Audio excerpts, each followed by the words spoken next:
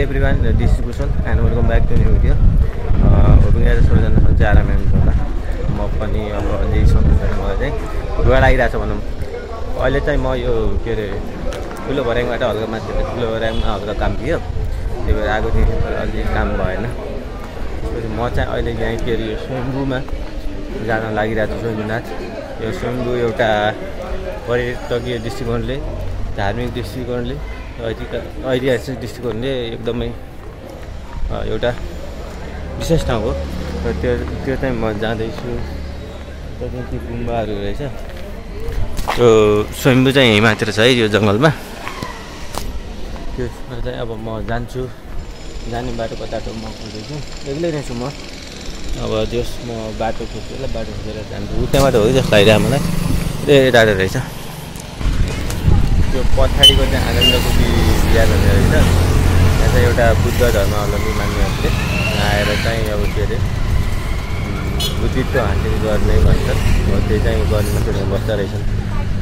यो बौद्ध धर्म मान्नेहरूको एउटा विशेष ठाउँ छ चाहिँ एउटा यो के अरे विश्व संरक्षणमा परेको छ। त्यहाँ चाहिँ म जाने बाटो खोजिरहेको कता हुन्छ र चाहिँ सबै गुम्बा हो नि जस्तो लागिरहेको मलाई। यो पुरै के यो यस्तो घुमाउँछन्, म पनि घुमाउँछु।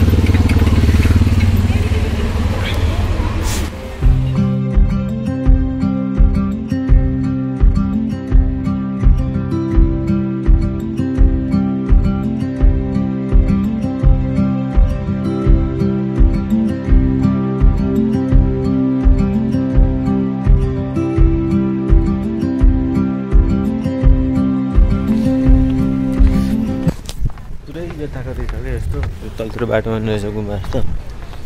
पुरै कति लामो हो यो थाहै छैन, पारीसम्म छ। अब यो घुमिरहेछ के, यताउति घुमिरहेछ।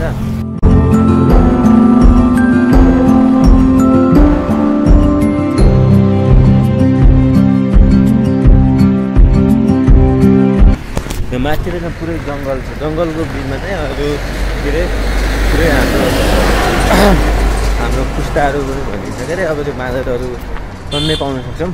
अहिले बाँदरहरूसँग पनि म तपाईँहरूलाई भिडियो देखाउँछु। जे होस्, एउटा के अरे बुद्धिस्ट धर्मावलम्बीको पनि यो छुट्टै पहिचान छ। हामी हिन्दू धर्महरू जस्तो उहाँहरूको पनि अब छुट्टै पहिचानहरू जस्तो छुट्टै आएको छ क्या भिन्नता। त्यहाँ माथि जङ्गलमा भेटिन्छन् बाँदरहरू भनेको चाहिँ। अहिले चाहिँ हिँडै छन्, के खाइरहेछन्। एउटा उतै माथि छ, एउटा यहाँ छन्। अहिले लडेर यहीँ बाटोमै लडेर हेलो हाई। ऊ त्यो माथि पनि छ है, हेलो हाई। सुनेन, मलाई गर्दैन अब। एउटा ऊ त्यहाँ पारी छ, ऊ धेरै टन्नै रहेछन्। अन्त घरमा के राखेर सब उठाएर लगिदिन्छन् अरे क्या। पसलमा राखेको तरकारी केही बाँकी राखेको। एउटा हामीले चाहिँ के गर्नुपर्छ भन्दा यस्तो देख्दाखेरि यो सबैको आफ्नो पहिचान छ क्या। हामी हिन्दू धर्मावलम्बी पनि छुट्टै छ, बुद्धिस्टहरू, हाम्रो क्रिस्चियन, धेरै धर्महरू हुन्छ, जति पनि धर्म हुन्छ उनीहरूको आफ्नो अस्तित्व छ, पहिचान छ। त्यसको चाहिँ हामीले एकअर्काले चाहिँ आफ्नो धर्महरूको के अरे सम्मान गर्नुपर्छ। एकअर्काको धर्मलाई त्यो अवहेलना गर्नुहुन्न। म चाहिँ अझै पनि आइपुगेको है। अब आउन लागेँ। त्यहाँबाट बाटो छ, बाटोबाट पुरै घुम्नुपर्छ। बाटो फेरि खन्ती घुमेँ माथि घुमी जानुपर्छ। मलाई आधी घन्टा जति लाग्छ, आधी घन्टा त भनौँ जस्ट 15-20 मिनट जति चाहिँ लाग्छ होला माथि। यताबाट जान चाहिँ मिल्छ कि मिल्दैन मलाई थाहा भएन, सायद होइन कि म यता जान्छु। यता जानु चाहिँ यताबाट होइन। अब त्यो पहिला चाहिँ हामी बाइकमा आएको थियो, त्यसलाई थाहा भएन यताबाट घुमेर बाइक त अब उता लग्नुपर्छ नि त बाटोबाट। म चाहिँ अहिले यताबाट गइरहेको छु सर्कट। अब नमिल्ने रहेछ भने नि अब मैले माफ पाइन्छु। अब सर्टकटै जानुपर्छ। कति घुम्नु भने चाहिँ पुरै बुद्धको मूर्तिहरू देख्न सक्छौँ। हाम्रो पुरै पर्यटकहरू आउनुभएको छ विदेशबाट उहाँहरू।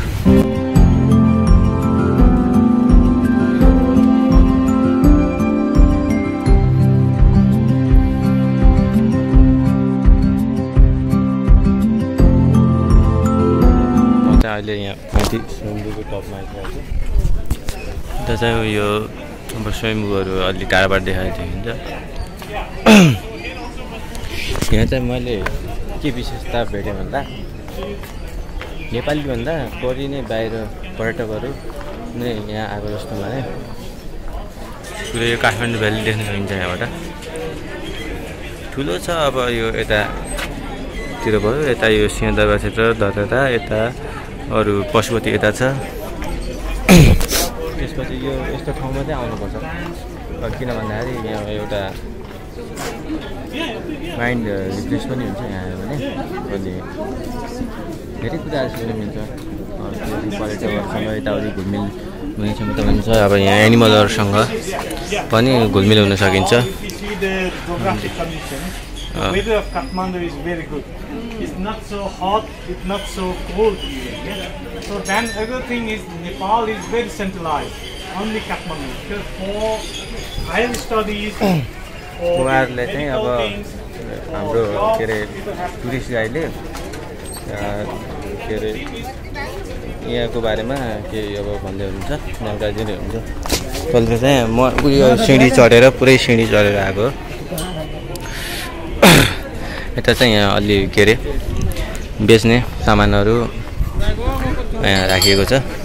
तर यहाँ चाहिँ अब यो बेच्ने सामानहरू छ कि यो चाहिँ हामी नर्मलको लागि चाहिँ हुँदै होइन, यति एक्सपेन्सिभ हुन्छ कि यो टुरिस्टहरूको लागि अट्र्याक्ट गर्नुको लागि हो। टुरिस्टहरूलाई चार्ज गरेर चाहिँ हुन्छ यो सामानहरू। हामी यो नर्मल मान्छेको लागि चाहिँ हुँदै होइन, प्लास्टिक एक्सपेन्सिभ। भित्र पनि पुरै हामीले देख्न सक्छौँ। भित्रभित्र पनि विभिन्न खालका आकृतिमा यता यो मूर्तिहरू चाहिँ बनाइएको छ। सबैले मनोरम दृश्य लगिरहनु भएको छ। त्यहाँ पुरै पेन्टिङहरू छन्, राम्रो राम्रो पेन्टिङहरू। अब यो सामानहरू विभिन्न धातुबाट बनेको सामानहरू हामीले यहाँ देख्न सक्छौँ। म चाहिँ अब यहाँ तलतिर जान्छु होला। तलतिर कता छ बाटो। परिवार यो हाम्रो यो शान्तिको प्रतीक पनि भनिन्छ।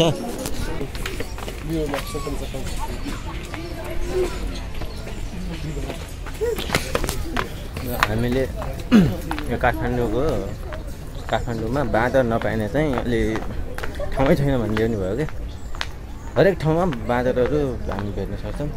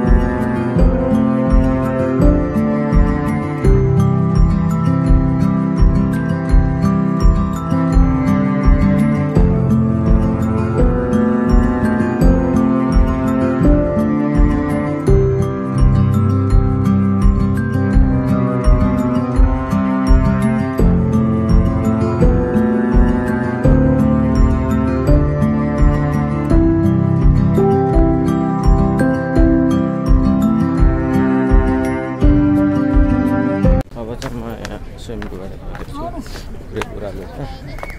ओह्रालोमा चाहिँ अब उकालोमा थाक्यो, ओह्रालोमा चाहिँ त्यस्तो थाकिँदैन। यताबाट चाहिँ उता मात्र जाने, त्यो चाहिँ तलतिर जाने होला।